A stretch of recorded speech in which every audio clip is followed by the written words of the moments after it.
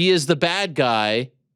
She is King Casey O'Neill. That's O''Neil.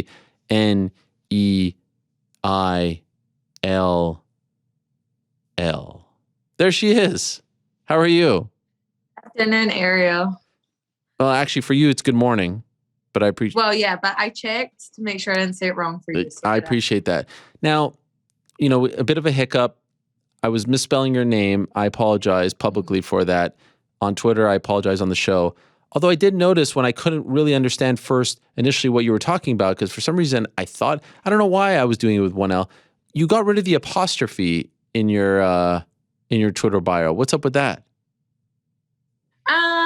I don't know. Sometimes it's just easier to spell that way, and then everything that's been put up has no apostrophe, so I just spell it without the apostrophe there. So are you dropping the apostrophe? The two L's is the most important part. Two L's is the most. In my defense, you're not even spelling your name correctly anymore. Yeah, I guess you're right. It is what it is. Okay. Now, so are you should we not right now we have an apostrophe on your lower third, as they say in the business. It's a graphic. Is that would you like that to be gone for the next time? You can use it. I think I use it on Instagram, but not on Twitter. I don't know. I have to get my shit together. All right. I just wanted to clear that up. Congratulations on the win. Big time win for you. A lot to talk to you about. How are you feeling? I see the black eye. Obviously, there were a couple knocks there. You got the better of her. You made some history as well as far as your output. You were tremendous. But how are you feeling? How's the body feeling after that fight? I feel great. That's the most fun I've ever had in there. I've always been telling my coaches that I wanted to get into a brawl, and they tell me that I'm crazy, and I just wanted to, feel my own blood a little bit and, feel like it was getting messy in there and just prove to everyone that I can throw down. And I think I did all of that. And I think it was fun, not just for me, but for Roxy and for the fans. And yeah, I loved it. Was she tougher than you expected her to be? I always knew Roxy was going to be tough. Let's be honest. Everybody knows that, nobody finishes Roxy. She's been in there with some great people, and she just never goes away. So I knew she was going to be tough, but she definitely improved a lot this camp. I think she did what she said she was going to do and went away and gave her all to the last training camp and came in the best version of Roxy we've ever seen. In my opinion, that was the best version of Roxy we've ever seen. So it was nice for me to be able to beat her at her best. What about one of those judges scoring it for her? I mean, was that crazy or what? I think they must have got up to go to the bathroom or something, and then came back and they were like, "We need a winner." And he was like, "Oh, okay," and just gave it to her. But I don't know.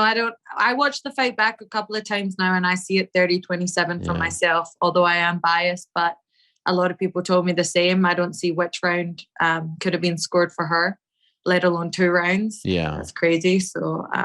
I think that guy should stick to being a rocket scientist. Yeah, that's right. Yeah, I think Aaron tweeted that out. Aaron Bronstetter. So when you're sitting there or standing there and they announce one of the scorecards for her, I know it's just 10 seconds, but are you does your heart drop in that moment? Are you thinking they're gonna rob you? Because I scored it for you 30-27 as well. Were you freaking out? Not really, but I knew I won. So if they called it for her, I was going to freak out for sure. But when I heard that, I was just like, oh, maybe it's just a retirement present or something. Right. Okay. Now, when you look back at the week, I saw that you said something afterwards, how you kind of felt a little disrespected. It was all about her, all the attention. Was it a tough spot to be in? Was it uncomfortable because there was so much love and attention, spotlight put on her as opposed to you going into this fight? It was. I always knew it was going to be a tough situation. When we found out about the fight, I already knew it was her retirement fight before she even posted about it, because I had heard some things through my management that she had said that. So I knew it was going to be a tough spot from the start. And everybody loves Roxy. I love Roxy. She's been around forever and she's a pioneer of the sport. And I wouldn't be here if it wasn't for people like her. So I knew I just had to sell the fight on my side and make sure that people were also paying attention to me. And then it did actually get really, really annoying when I went into my 7th interview and it was asked again how I felt about her retirement, because, she hadn't retired yet. She was still fighting me. So I was like, why are we talking about this? Can we talk about this next week? Let's focus on the fight and focus on what's going down on Saturday night and not what's coming afterwards. But surely you can understand, right? Why people were focusing because, legend, OG, pioneer, all that stuff. So if you're moving, like if it wasn't you versus her, you can understand why people were sort of interested in that angle, right? Of course I understand, but I got to make sure that people are still talking about me. That's right. That's right. Yes. That's my job. So the way I went about it, I got people talking about me. That's what I wanted. Speaking of the media beforehand, of course, we had this arrangement. You wore the shirt. We have physical evidence of you wearing the shirt, but still some debate as to whether or not it was enough. Could you tell us why you didn't wear the shirt to the actual media obligations? We have a picture, I believe, of you wearing the shirt. It seems like it was at the office in the hallway. I'm not sure. Maybe you put it on, took it off right away. Why did we do that and not go, fully with the arrangement? Well, the last thing that I was told was no slogans, no logos, plain T-shirts only. But clearly, I'm still new because Derek Brunson was wearing whatever he wanted and a bunch of people wear. So that's my bad. I just took it as I wasn't allowed to wear that shirt. But I gave it my best. Do you think it was? Do you think they heard our discussion and said that to you as a way to get you not to wear it? Everybody hears your discussions, Ariel. I'm sure they heard about it. So when you wore it, did anyone say anything? No, but actually that was right after the interview that I wanted to wear it in. Tim was upstairs with Israel and he had my shirt in his. Come on, Tim. Really? Where? So it's his fault? He's always with Ariel. He's big time now, I'm just a little No, he's not with Ariel. He's with Israel, you mean? I mean Israel, yeah. Yeah. I'm just a little person I guess left behind on the sidelines, but it's okay. I'll have my day one day. Now, so do you think that warrants immortalization on the wall, or do you think that it wasn't quite? I don't know. I mean, if you were me, do you think it was enough? I heard you guys talking about it, and you said if I won, I was getting put up there, and I won. Okay. So I think I held my side of the bargain, and I think that my picture should already be up there. Okay, fair enough. I just wanted to talk it out with you. You did the pink nails. That was big. I saw you getting a lot of love for that. Wow, a lot of attention. I mean, I think you played, despite the fact that it was Roxy week. I thought you played your cards very well.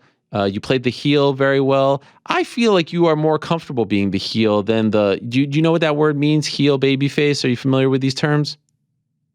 Yeah, I am. But I mean, to be honest, I wasn't playing anything. I'm just trying to be myself, and I am a little bit edgy, I guess. And people either love me or hate me, and they're still talking about me regardless of either way. So not playing it up on either side. I'm just being who I am and saying how I feel. And if that makes me the heel, that makes me the heel. Now, there are some people who say that they are okay with being the heel, but they don't actually mean it. They're actually very sensitive and self-conscious and stuff. And there's others who actually, like Brock Lesnar, he doesn't give an F what anyone thinks, and he'll just be himself. And then there's people like, I don't know, Josh Koscheck used to say he wanted to play the heel, but actually he didn't want it. He wanted to be loved. Where do you think you fall? Do you deeply, like inside of you, do you want to be loved, or do you truly not give an F about what people say about you or think about you? I don't know. I think that I'm polarizing on both sides. I've got a lot of people who do love me for what I say and how I am, and a lot of people who hate me for what I say and who I am. And I think that I'm just trying not to care at all what people think either way. That's good. I appreciate that. But of course, I will be honest, it doesn't feel great to, get booed or anything like that when you go out there and you give your heart and you put everything on the line. I feel like I did give everything in myself in that fight. And, I was raw and emotional, and getting booed kind of sucks. But, I quickly turned around and was like, it was a tremendous, it was an amazing promo. Did you think of Ally Quinta in that moment? I didn't, but afterwards when you guys were all tagging him, that was fun because I love Ally Quinta. Do you remember that moment that he had after the Masvidal fight? It was almost like the exact same thing. Yeah. Well, that's how you feel after it. Fucking sucks when they start booing you after, you went out there and you entertained them, and they just want to boo you for no reason. It doesn't make any sense to me. Why do you think they were booing? Do you think they were booing because of the scorecards, because they wanted her to win? What was there to boo in that moment? That's the part I don't really understand. I honestly think they were booing the scorecards, and I just, took it and ran with it. But wait, you think they were actually on your side? I think so. But, That would be weird. And then you told him to F off? Jeez. Yeah. Well, Okay, fair enough. It was great though. I think you should continue to play that up. By the way, when you posted the picture of your nails, there's a tattoo on your wrist that says "me" on it, which is again myself. or myself. Does it say myself? No, it says it says myself. My apologies. There it is. Myself. Yep. Now that's a very heel tattoo, if I'm being honest. I mean, few people would have myself in a heart like that. You would have, why do you have that tattoo? What does it signify? I actually got it like quite a few years ago when I was going through a little bit of a dark time after I lost those 2 fights and was sort of trying to find myself and fall back in love with, who I am and what I do and everything. So it was a self-love thing, but yeah, I guess it does play into the heel side of things now. It has a couple of meanings now. Okay, so you were just trying to say like you need to love yourself. Before you can love anyone or anything, you have to love yourself first. Exactly, yeah. Were you feeling this way because of your career, because of what was happening in your fight career? There's a lot of things that happened, like I stopped hanging out with the people that I was hanging out with because I felt like they were not really the people that were going to help me get to where I was at. I changed gyms, I moved countries, a lot of changes in my life. And I just had to make sure that I had my own back and I was secure in myself and being alone. And that was one of the steps that I took to doing that. Very nice moment after the fight between you and Roxy. I mean, you got down on your knees and bowed down to her, which meant a lot. I don't know if you heard what she said on the show on Monday, but it seemed like that moment meant a lot. And it seems like she holds no ill will. She actually said she likes you. So I don't know if you heard her comments, but how do you feel about her now? Several days later, you've shared the cage with her, 15 minutes, great fight. How do you feel about Roxy? Like I said, I've always loved Roxy, but in my mind and who I am as a person, when I'm fighting someone, I can't be their friend, I don't want to be doing all that buddy stuff. And it's so hard because she came up to me during the week and was like, I can't wait to fight you. And was so nice. And I was like, stop it. Yeah. Get in my head. And then she was trying to shake my hand before the fight. But if you watch back all my fights, I never touch gloves at the start of the fight. It's just something that I've never done. I saved being friends until afterwards. And, I'm full respect for Roxy and, that was a great fight and I like her and we've spoken since the fight and plan to train together hopefully soon here in Vegas. Cool. So, I wish her all the best, as I said. And yeah. That's great. That's nice that you guys, obviously you live in the same city. Yeah. A lot of people were mad about that. The touching of the glove. Nobody knows what it's like to get in there and Sure. do what we do. So everyone approaches it differently. And some people want to do that and be super friendly and other people don't. I don't want to be your friend if I'm going to punch you in the face because, I start feeling differently about it. So I'll be your friend afterwards and I'll be your friend before. But when it comes down to it, at the time, I don't want to be your friend. I didn't think it was such a big deal. I mean, why do you have to touch gloves beforehand? What's the big deal? It's not like I ran in and attacked her off the glove touch. You didn't do the fake. The fake is a bit much, right? When someone fakes it and then punch, that's a little dirty. But you were very clear that you didn't want. Do you think she does that do you think that's actually like a game plan of hers to be super nice before a fight to, take someone's, guard down and you just said I don't want to hear. Do you think that she actually does that on purpose or is that just who she is?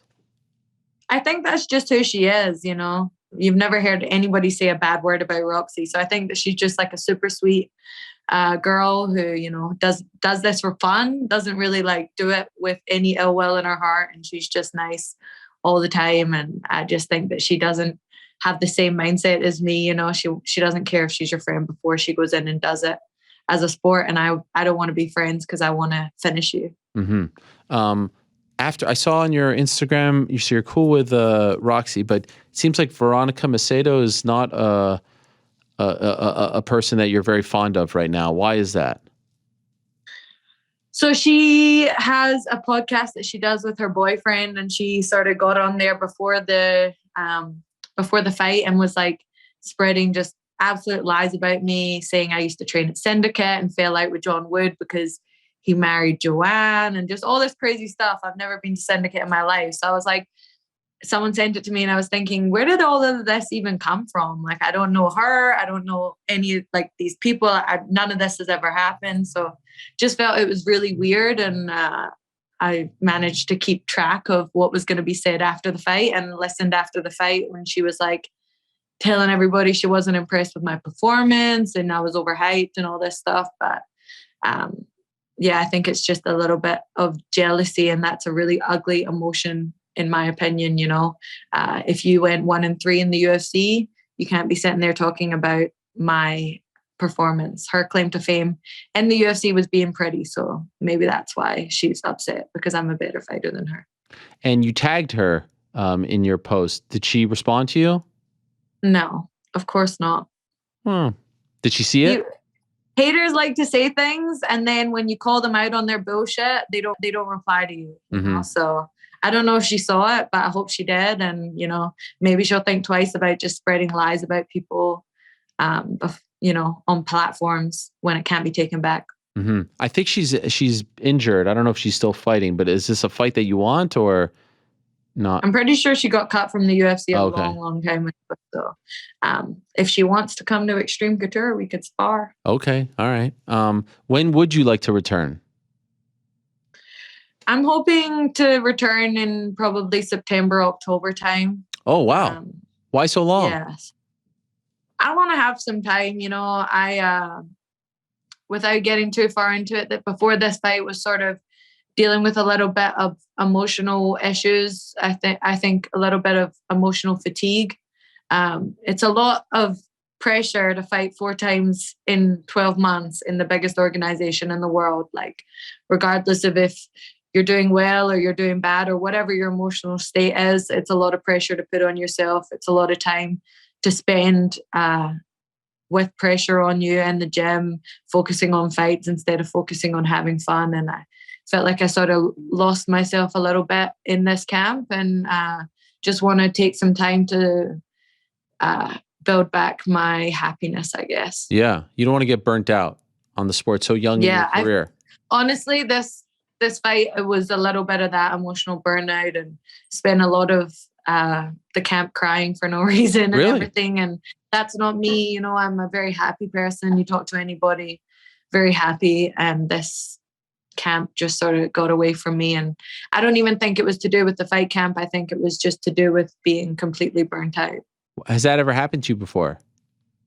I felt it once before, and not to this extent, but I took quite a little bit of time off there as well and managed to sort of get myself back. But you just, you become just a fighter at that point when you're just doing this over and over again, fight camp to fight camp, and, having to deal with all the hate and deal with all the love, regardless of what emotions it is. It's a lot to deal with. And I lost myself outside of fighting for a little bit. And I just want to make sure that, I still have fun in my life, and there's more to life than just fighting. So taking a little bit of time between fights from now on is going to be my goal.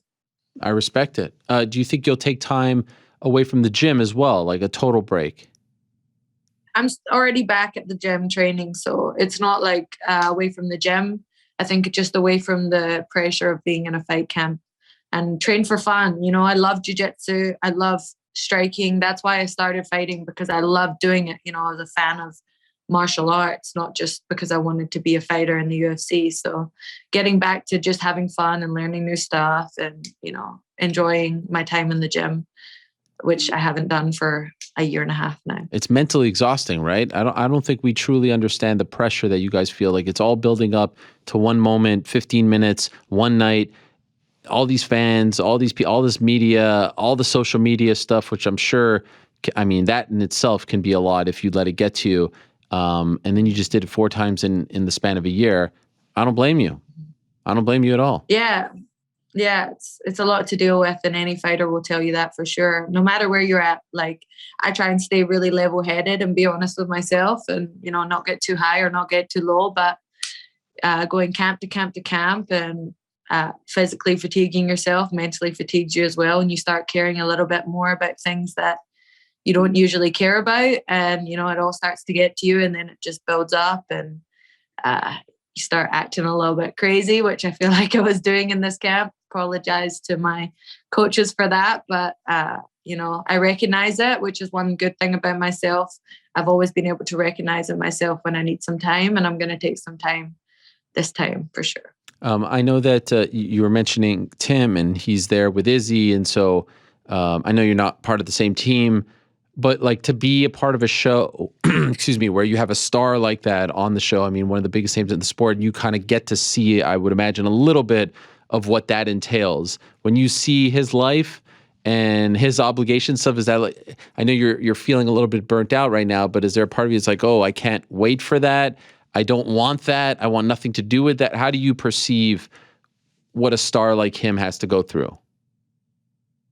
Yeah, so I actually got to see quite a lot of it, as you said, and it is a lot. You know, he has a lot to do before the fight, after the fight. After the fight, I just get to relax, you know, choose to speak to a couple of people. Like I chose to speak to you and a few others, but he has a full media tour he has to do. So he doesn't even get to go away from it for months. And I definitely look forward to that in the future, but I know that I still have a lot of growing mentally to do before I get to be ready for that. The way he is, he handles it so well.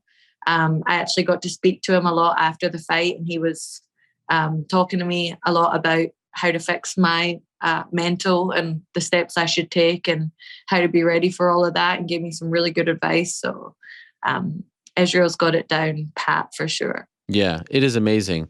As you mentioned, like now he has talked to a whole bunch of people. He's got to travel all over the place. It's a lot, but you're still very young. I think people want to push you into the Valentina territory because there's not that many names left for her to fight.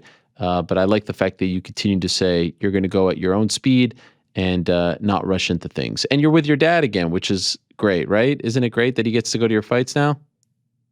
Yeah, it's great. I just hope that my mom gets to come soon and I get to still fight in front of crowds again so she can come sit in the crowd. But yeah, as you said, everybody does push you super fast. If you go on my Instagram right now, every second comment is Valentina would smash you. Valentina would smash you. Fight Valentina, she'll smash you. And it's like, why do people expect you to fight the champion a year into your career? You know, that's unfair. I know there's not very many girls in the flyweight division that are going to challenge her yet, but Talia Santos looks like she's next. So let's just leave that to Talia Santos for now. And I'm aware that I'm not ready for the challenge of being against Valentina right now. I'm only 24, but I promise everyone that at 28, I will be the champion. Okay. 28, you said? Was that 28? Yeah, I think that I'll fight for it in a few years and we'll see how it goes, 27, 28. All right. Well, congratulations on the big win. I'm sorry about the name again. I don't know what was up with that. It is unique to spell it with two L's, I feel like, but maybe I'm wrong. The apostrophe thing really threw me off. Good job with the t-shirt. Good job with the nails. The picture will go up. Should we use the picture, the one that you sent? Because I feel like that's the most important one. Like that's proof that you actually did it at a UFC thing. Yeah, I like that picture. Why not? I'm wearing the shirt. I mean, you're wearing a shirt, but you also... Otherwise, there's pictures in the gym of me wearing the shirt too, if you like them more. Yeah, but I feel like that one is the more historical one because it's like, here we are infiltrating the system, you know? Yeah. Use that one then, but just make sure it gets put up on the wall onto next week. Otherwise, it's maybe last interview. Oh, wow. Okay. I did my part. You know? All right. Yeah. Oh, and then I'll just go through your boyfriend and he sets up all your interviews, right? That's what I saw on his page. Yeah. I'm sure he loves that. I know. I saw that. Please stop reaching out to him. He's very annoyed of that. Thank you so much, Casey. Good luck with your break. Enjoy your time off and congrats on the win. I appreciate it very much, you coming on today. Thank you so much, Ariel. All right. There she is. King Casey O'Neill with the big win over Roxanne Modafferi this past Saturday night.